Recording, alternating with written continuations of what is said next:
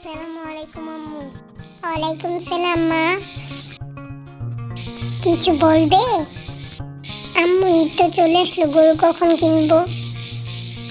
তোমার আব্বু আসলে জিজ্ঞাসা করো। আসসালামু আলাইকুম আব্বু। ওয়ালাইকুম আসসালাম আম্মা জান। আব্বু ঈদ তো চলে আসলো, গরু কবে কিনবে? এই তো মা, আজকে বিকেলেই যে গরু কিনে নিয়ে আসবো। তা ভাই, গরুটার দাম কত? আরে ভাই, বেশি দাম না, মাত্র 1,20,000। 1,20,000 বললেন, আবার বলেন বেশি না। 1,00,000 হলে দিয়ে দেন। আচ্ছা তাহলে নিয়ে যান। এই ধরো ধরো, গরুটা ভালো করে ধরো যাতে জবাই করতে কোনো অসুবিধা না হয়। আম্মা জান, তুমি সাইড করে দাঁড়াও, নয়তো তুমি ব্যথা পাইবা।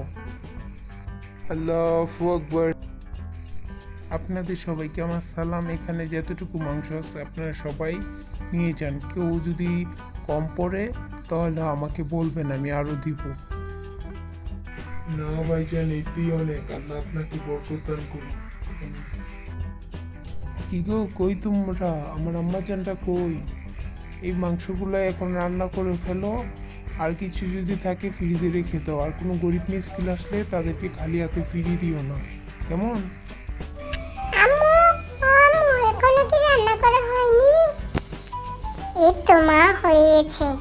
তোমরা যাই বসো, আমি তোমাদেরকে খাবার বেড়ে দিচ্ছি। এবার ঈদটা আলহামদুলিল্লাহ ভালোই কেটেছে। আপনাদের সবাইকে ঈদের শুভেচ্ছা। ঈদ মোবারক।